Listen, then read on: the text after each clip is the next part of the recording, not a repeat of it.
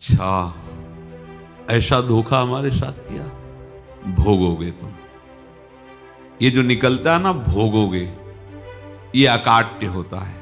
क्योंकि किसी का भी हृदय, मान लो किसी भी जीव जंतु को आप कष्ट दें और उसका हृदय आह भर जाए, तो वो आह वज्र की लेखे तुम्हें भोगना पड़ेगा। वो आह किसी की ना लेना जिंदगी।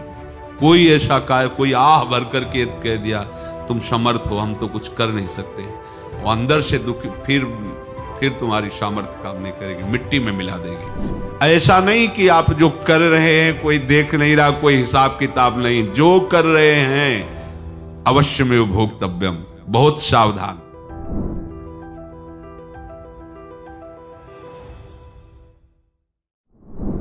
जीव स्वयं नित्य निरंतर कर्मों के जाल को रच रहा है और अपने आप को बांध रहा है। आपको मुक्त होना है, बंधना नहीं है। जीव का जन्म कर्मों के अनुबंध से होता है, कर्मों के बंधन से होता है, और उसको अपना ऋण चुकाना होता है। कर्मानुबंध ये बहुत सूक्ष्म विषय है। जैसे आप जिस परिवार में जन्म लिए हैं, तो उस परिवार के लोगों से आपका ऋण है, इसलिए उसी परिवार में आप आए हैं। और ऋणानुबंध, उसको बिना चुकाए या बिना वसूल किए आप वहां से जाएंगे नहीं। आपको लेना है तो वसूल करना है, और देना है तो चुकाना है। ये पूर्व के जन्मों से निश्चित किया गया है। जैसे किसी के यहां पुत्र हुआ, जन्म से ही पैसा खर्चा शुरू हुआ, जो बड़ा हुआ तो उद्दंडता के द्वारा मार पूरे परिवार को क्लेश पर क्लेश देता चला जा रहा है। ये तुम्हारे कर्म का फल है। या ऐसे शक्तिहीन बुद्धिहीन ऐसे पागल पूरे जीवन सेवा करो, तुमसे अपना हिसाब चुकाने के लिए वो आया है। अब परिवार के जो सदस्य जुड़े आके, मतलब पत्नी आते ही पूरी हृदय में आनंद, परिवार में आनंद, और जीवन भर वो आनंद ही सुख देने के लिए उसका जन्म हुआ। वो अपना ऋणानुबंध मुक्त, और आते ही भयंकर क्लेश खड़ा कर दिया, बीच में दीवाल और झगड़ा वैसा, फिर अतरे दिन मारपीट शुरू, कलह अशांति, पूरा जीवन नरक हिसाब करने आए। यहां ऋण चुकाए बिना कोई जा नहीं सकता, ऋण चुकाना पड़ेगा। किसी का ऋण वसूल करना है तो किसी को ऋण चुकाना है, दोनों काम करने होते हैं। अनेक जन्मों में अनेक लोगों के साथ हमने जो बर्ताव किए हैं, अच्छे या बुरे, वो होंगे।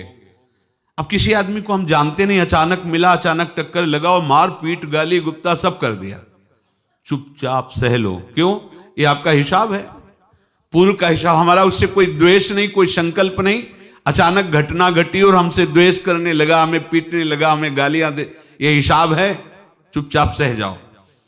अपने घर का भाई ही भारी दुश्मन बन गया और क्लेश दे, हिसाब है।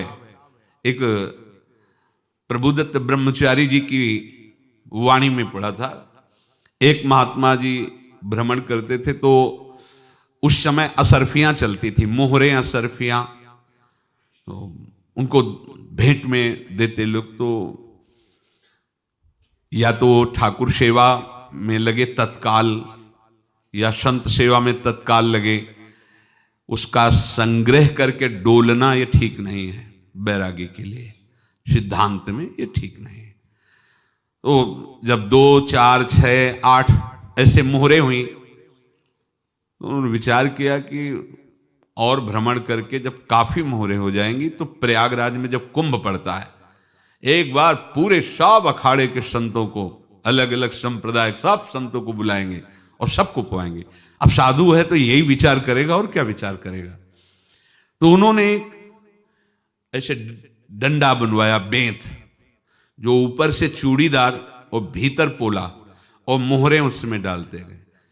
और भ्रमण, जहां जहां श्रद्धालु भगत थे सबके यहां जाना, और इच्छा रखना कि एक मोहर तो दे दे दक्षिणा में।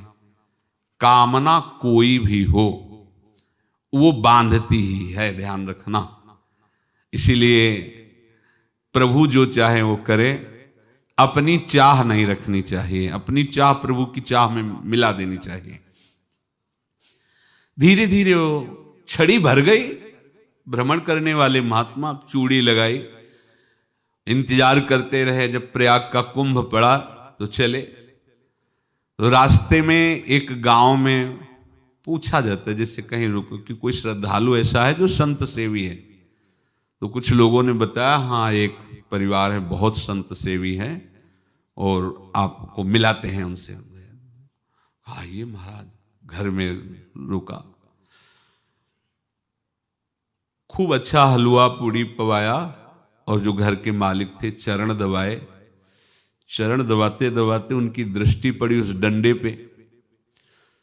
इतना मोटा और ऊपर से कुछ चूड़ी सी भी नजर आ रही, इस डंडे में तो कोई रहस्य है ही है।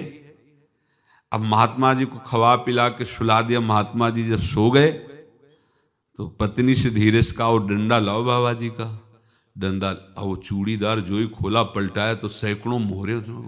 ऐसे संत रोज पधारे भगवान, तुम आनंद हो जाए फिर क्या। पत्नी से कहा, नाप के कंकड़ लाओ। वो तो महात्मा जी तो खाए खीर पूड़ी, आराम से सो रहे। रात में पूरी प्लानिंग करके उसमें कंकड़ भर के चूड़ी लगाकर सिराने रख दिया, सारी मोहरें हटा ली। महात्मा जी आराम से छड़ी उठाए तो वजन पक्का। वैसे बड़े लोग चतुर होते हैं, पर ये नहीं जानते कि कर्म कितना भयानक होता है। और उनकी कोई संतान नहीं थी, पर धन में इतना प्रेम उनको था।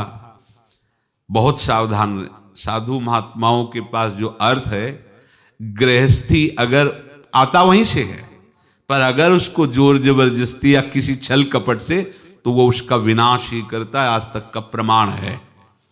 अब उनको ये भाव पता नहीं होगा, या पता होगा तो लोभ के कारण वो उसको मान नहीं पाए होंगे। महात्मा जी गए प्रयाग में, किसी अखाड़े पर रुके और वहां प्रार्थना की कि कल जो है संपूर्ण अखाड़ों का निमंत्रण किया जाए और सब संतों को भोग पवाया जाए और उनको दक्षिणा भी दी जाए। महंत ने सोचा कि बहुत बड़ा है तो उत्सव है, क्योंकि प्रयाग में कितने हजारों संत महात्मा सब। तो उनका, महाराज बोरों इसमें चीनी और टीनों घी लगेगा, सब व्यवस्था। बोले आप मंगाइए, एक एक हिसाब हम करेंगे, हमारे पास सब व्यवस्था है। बोले कुछ तो पहले दे दो, वो इकट्ठे देंगे हम। उनको था कि अगर हम छड़ी खोला और दो चार मोहरे दी, किसी को पता लग गया तो गड़बड़ हो सकती। बोले हम भंडारे के समय आखिरी में सब कुछ आपको दे देंगे। ठीक है। वो अपने पास से पैसे लगाकर खूब जितना सामग्री सब लाए, लाखों की, और सब संतों को निमंत्रण कर दिया। संत जन निमंत्रित हो गए, भंडारा बन रहा है। तब वहां के महंत है और उनका देखो भंडारा भी बन रहा है।